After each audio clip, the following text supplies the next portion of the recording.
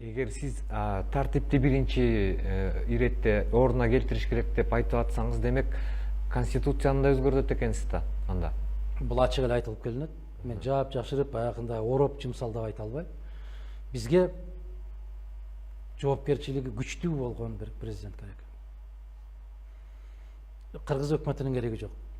Бүткүл эл тарабынан шайланган президент бир эле учурда өкмөттү башкарыш керек. Сага эл добуш берди. Сага эл ишеним артты. Тарт. А бүгүн убаданы бере берет, алтындай тишлекейлерин чачыратып сүйлөй берет. Президенттин ага ыйгарым укугу жок да. Президент бүгүнкү күндө чарба менен алек болгонго укугу жок. Алардын жазып койгон конституциясы боюнча. Анан баары эле президенттикке умтулат. Мен экономиканы көтөрөм, мен момунча жумуш ордун түзөм. Сен түзө албайсың. Себеп сен конституция боюнча аны менен алек болгонго укугуң жок. Аны менен алек боло турган иши ал өкмөт. Макулсузбу? Кандайдыр бир деңгээлде макул болушу Деңгээлде эмес, конституцияны окугансыз да, көргөнсүз да. Конституцияны окуган болсоңуз, макулсузбу дегенде 190% макулмун деп айтмак. Себеп президенттин чарба менен алек болууга укугу жок. Азыркы түзүлүштө. Мен сурооңузду толук түшүнгөн жокмун, ошон үчүн. Азыркы түзүлүштө укугу жок. Сиз айткан күчтүү президенттикке барса, анда анын укугу болот. Андан баарын сураш керек. Кээ бир талапкерлер барат да. Мен жумушчу ордун түзөм, мен момундай кылам, мен аны президент түзбөйт. Аны өкмөт түзөт. Мен ошондон улам айтам да, бир сабатсыз талапкерлер баратабы президенттикке, же конституцияны окубай туруп эле баратабы, кантип түзөт аны? Кайсыл ыйгарым укуктарга таянып түзөт? Бүгүнкү күндө президент мамлекеттин жетекчиси деген бүгүнкү күндөгү конституция боюнча ал тек гана мамлекеттин жетекчиси. Бирок сиз ошо күчтүү президенттик башкарууну жактап атасыз. Эгер ошол эле күчтүү президенттик башкаруу менен биз тоталитардык системага өтүп кетпейбизби? Бизди бир киши таптакыр башкарып алып, анткени башыбыздан өттү да. Айланайын. Ай, чочуп калгандар ата. Же чындап эле чочуйсуңарбы, же мода үчүн чочуйсуңарбы? Жок, чындап эле чочуйбуз да. Күчтүү президенттик башкаруу Россия. Эмне болду? Диктатура, тоталитаризм болуп кеттиби? Күчтүү президенттик башкаруу Казакстан. Эмне болду? Экспо өткөргөн деңгээлге жетип атат. Өнүккөн 30 өлкөнүн ичине киребиз деп атат. Тоталитаризмби сага, диктатурабы, демократиябы, ахлакратиябы?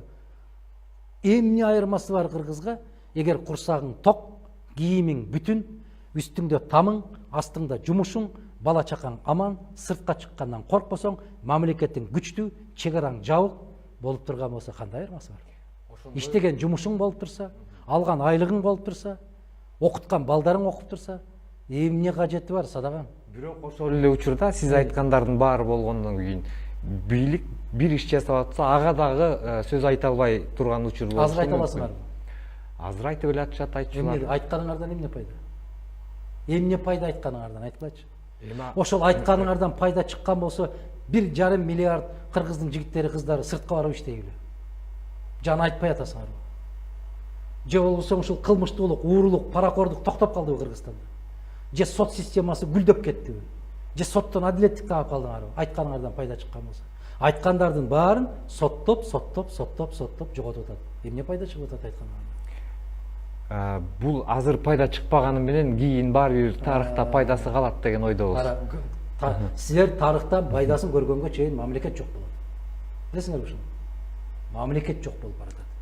Пайдасын көрөсүңөр. Кантип жок болуп баратат? Де факто бар мамлекет. Де юре бүгүн сот барбы? Жок. Сотто өзүң укугуңду коргой аласыңбы? Жок. Сен карапайым жумушчу болуп барып кредит ала аласыңбы? Жок. Алсаң дагы очойтуп 80% үстөк менен берет. Сен миллиондогон кредитти алып пайдалана албайсың. Сен балаң жөнөкөй карапайым жумушчу барып мамлекеттин эсебинен балаңды жогорку окуу жайда окута аласыңбы? Жок. Сен акча төлөбөй барып жок дегенде сокур ишеге операция жасата аласыңбы? Жок.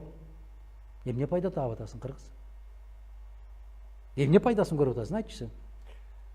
Эми азыр сиздин оюңузду угуп атабыз. Жок. Сен ушул мамлекеттин жаранысың. Азиз. Макул. Мен айтканга макул эмесмин. Сен башка дүйнөдө жашайсыңбы? Жок, жашабайм. Бирок бизге баары бир азыр СНГ мамлекеттеринин ичинен биз айырмаланып турабыз. Эмнең менен? Демократиясы менен Кайсы айырмаланып демократия? турабыз. Эмне демократия? Же шайлоо ушул сен каалагандай өтүп атабы? Же сенин добушуң бирдемени чечип атабы? Же сен каалаган кишиге добуш берсең ошол добушуң эсепке алынып атабы? Кайсы демократия? Эмне болгон демократия? Эгер бул жагынан алганда, экинчи жагынан алганда бизди Казакстан менен салыштырып көрсөңүз деле болот. Мисалы Казакстан менен салыштырууга мен да каршымын. Эмнеге? Казакстан өнүгүп кеткен мамлекет. Салыштыра албайсың. Келе гана киши салыштырбаса Казакстан менен сол киши салыштырбайт. Ал кайсы жагынан айтып атасыңар? Мейлиңиз азыр айтып берейин анда. Мисалы үчүн сиз Казакстанга бажы өтмөгүнөн өттүңүз дейли. А жерде казактарда 5-6 окошкада текшерип отурат. Ошентсе дагы кезекке элдер тизилип турат. Биздикинде 1-2 эле отурат. Ал документтеринде ошолорду текшергендей сапатта эле текшерип өткөрөт. Аларда бюрократия кармалып турат дагы эле. Билесиңби? Бизге өткөн киши жок, бизге келген киши жок. 2 эле турат деп атасың. Алар дагы эсине уйкусу келгенде уктап турат бирөөсү. Бизге өткөн киши жок, Азиз. А Казакстандын сен билесиңби? Бир киши бир жылга дүң канча миң доллар казактарда. Эми алар кагаз жүзүндө деле айтыла бериши мүмкүн. Негизи. Эми келгиле мындай бир ачуу чындыкты. Менден өткөн патриот, менден өткөн мекен сүйүү сезимим күчтүү. Антип айта албайм. Ар кимдин өзүнүн мен жанымды чабам. Мен мамлекетим үчүн. Мен элимдин кадыр баркы кыргыз касиеттери үчүн. Ооруну жашырсаң өлүм ашкере кылат дейт. Сен калп эле мактана бербечи, көк эле уча бербечи. Биз мындайбыз, биз алдыдабыз. Алдыда кеткен эмнең бар? Мына дүйнөлүк эл аралык валюта фондунун берген баасы боюнча Кыргызстан канчанчы орунда турат? Ал жагынан акыркы орунда турат. Эмнеге мактанасың анан? Коррупция боюнча канчанчы орунда турабыз? Коррупцияга каршы күрөшүү боюнча 200-150 мамлекеттин ичинде канчанчы турабыз? Атаандаштыгы күчөтүлгөн мамлекет боюнча 116 орунда турабыз. Азиз, неге мактанасың? Мен мактанам. Эми кара. 15 дээрлик 15 жылга жакын 78-жылдан 85-жылга чейин канча жыл болуп калат? 15 жылга чукул мезгилдин ичинде жок 78-жылдан 87-жылга чейин болсо бир 9-10 жылдын ичинде дейли. 10 жылдын ичинде Афганистандан канча кыргыз жараны каза болуп келди? Билесиңби? Акыркы 10 жылда айтып атасызбы? Афган согушу мезгилинде айтып атам. Союз учурундагы. Канча кыргыз жараны майып мөрт кетип сөөгө келди? Билесиңби? 270-тин тегерегинде. Бүгүн сен айтып аткан, жыргап аткан кыргыздын кыйратып аткан өкмөтүнүн кезинде жалгыз Россиядан бир жылдын ичинде канча сөөгүп келди? Андан 4-5 эсе көп болушу мүмкүн. Салыштырып эле көрбөйсүң, мен жыргагандан ушундай болуп атат. Анан бизде момундай болуп атат, бизде демократия болот. Канча кыргыз баласы, кыргызстандык балдар мектепке барбай жүрөт. Алар эртең ким болуп чыгат? Канча жаш балдар өзүнүн жанын кыйып атат. Канча жигиттер жанын кыйып атат. Эмне үчүн? Кредиттен башы чыкпай кыйып атат. Жашоодон кыйналып кеткендер. Эмнең менен мактанып атасың? Ошол эле Казакстанда же болбосо Россияда киши башына алып караганда жан кыйдылар канча? Кыргызстан менен салыштырып болобу? Болбойт. Сен билесиңби, ошол Россияда жаңы бала төрөлгөн болсо, мамлекет канча акча берет? Аларга атайын коюлган. Баракелде. Сен акча төлөп төрөйсүң. Алар төрөсөң акча берип атат. Бизге да ушундай чыкты окшойт жакында. Жаңы төрөлгөндөргө. Чыкпайт. Чыкты жакында эле. 50 миңден беребиз дейт. Кайдан берет? Бул кезектеги шайлоо алдындагы баягы шайтан оюндар. Кыйкырышкан баары. Биз сүйүнчү пул беребиз. Сүйүнчү пул өтүп алгандан кийин сүйүнчү пулдан бир киши сөз уккан жокмун мен депутаттардан. Кээ бир партиялар чыккан сүйүнчү пул беребиз деп. Койгулачы.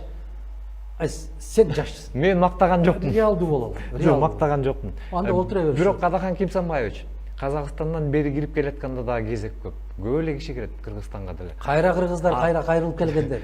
Аларга деле ушундай узун кезекти коюп коюп өзүнүн бюрократиясын көрсөтүп отурушат ал жерде. Күчтүү президентке баш ийгендер. Мындай кылчы. Президентиңден баштап журналистиңе чейин башка мамлекетке асылганыңарды койгулачы. Жок, салыштырмалуу эле. Салыштырба. Асылганыңарды койгула. Кандай дебегин кошуналарга тийишпей эле. Кыйын болсоң өзүңдүн мамлекетиңди көтөрүп ал. Анан алар мындай болуп атат, бизге сын айтканга бизге моралдык дагы башка жагынан да укугубуз жок. Мына керек болсо ошолордун жеткен деңгээлине жетип ал, андан кийин сүйлөйлү. Анан тиги мамлекет мындай кылып атат, ал мамлекет өзүң эмне жыргап атасың? Же болбосо баягы сен да ишенип алган окшойсуң. Бүтүндөй Европа өлкөлөрү бизге көзү күйүп тамшанып атат. Жок, андайга ишенген эмесмин. Кандайдыр бир нерседен алардан калганбыз. Кандайдыр бир жагынан биз айырмаланып турабыз. Айтып берчи, эмнеңден? Мисалы үчүн сиз негизи эле болгон эки революцияны тең жаман көз караш менен сыпаттагансыз. Керек эмне эле деп. Балким сиз элдин арасында көп жүрбөйсүз. Эгер элдин арасында көп жүрсөңүз байкамаксыз. Биздин укук коргоо органдарынын маданияты кадимкидей жакшырды. Аны бизде жашаган кишилер билет, анан Казакстанга барса көрүнөт. Маданияттуу болуп калды. Мисал үчүн. Мен мисал келтирип атам, Хаким Самбаевич. Сен жакшы тапшырма алып турсуң, Азамат. Жок, алган эмесмин эч кимден тапшырма. Мындай кыл анда мындай кыл. Эгерде казак полициялары сага жеке жасалган мамилеси менен сен бүтүндөй мамлекетке сын такпа. Россиянын бизге жасаган полициянын мамилелери менен сен сын такпа. Керекпи биздин мамлекеттин жетекчилерине дагы алар ошондой эле мамиле жасайт. Себеп адамды сыйлаш үчүн адам өзү сыйга татыктуу болуш керек. Барып Казакстандан же Россиядан же башка жактан келген туристтерден пикирин угуп көр. Биздин кыргыз милициялары кандай мамиле кылат силерге деп угасын аны. Кел, айтам дагы бир жолу. Менин элимди сүйсөң менчелик сүйөрсүң. Менин жеримди сүйсөң менчелик сүйөрсүң. Бирок мынчалык деңгээлге түшпөшүңөр керек да. Мынчалык деңгээлге түшпөңөр. Иттей жамандап аткан мамлекеттерди эмне кылып басып жүрөсүңөр иштеп? Биз жаман деп айткан жокпуз Кыргызстанда. Айтып атпайсың бара? Жок, салыштырып көрсөк, биздики жакшы деп атам. Эмне менен жакшы? Маданияты жагынан, укук коргоо органдарынын. Мисалы үчүн Казакстанга барып, кокус жолуп сен барып кал. Мен алар менден документ сурашы мүмкүн, беркел деп эле сурайт. Биздикилер машинаны токтоткондо гаилер деле көчөдөн деле милиция эки революция өткөндөн кийин элдин бар экенин эсинде сактап, сиз деп сүйлөшүп калышкан. Сен анда башка дүйнөдө жашайт экенсиң. Сен башка дүйнөдө жашайт экенсиң. Макул, бул жагынан талашпайлы. Ар бир киши өзүнүн деңгээлине жараша мейли ой жүгүртөт. Мамлекет деген ошол ассалому алейкум кандайсыз деп койгондон куралбайт. Мамлекет деген нечен көзгө көрүнбөгөн кабат катар сырлар бар ичинде. Ошондон улам куралат. Дагы бир жолу айтам. Башка мамлекеттерге сын такканды токтото. Салыштырба. Мейлиңиз. Ал жакшы эмес. Хаким Самбаевич, байкабай отуруп, бизге берилген убакыт дагы өтүп калды. Эми ошо пайдалуу жактарга бурбастан кайдагы майда жактарга буруп кеттиңер эми. Жок, бул талаштан чыгып отуруп кирдик. Мен анда телекөрүүчүлөргө дагы бир жолу эскертип кетейин. Анткени биздин сизге даярдаган суроолорубуздун жарымынан көбү берилбей калды. Убакыт өтүп кеткен эчтеке. Мен телекөрүүчүлөргө дагы чакырабыз, сөзсүз чакырабыз. Телекөрүүчүлөргө дагы бир жолу эскертип кетейин. Бүгүн биздин студияга ачуу чындыгы менен жаман көрүнүп алды Адахан Мадумаров, Жогорку Кеңештин 4 жолку чакырылышынын депутаты жана экс-спикер Адахан Мадумаров болду. Бизге келип ачык жаман көрүнсөңүз дагы оюңузду ачык билдиргениңиз үчүн сизге чоң рахмат. Ийгилик болсун силерге да. Чоң рахмат. Урматтуу телекөрүүчүлөр, ушуну менен түз эфирдеги биздин бүгүнкү программабыз соңуна чыкты. Саламатта болуңуздар.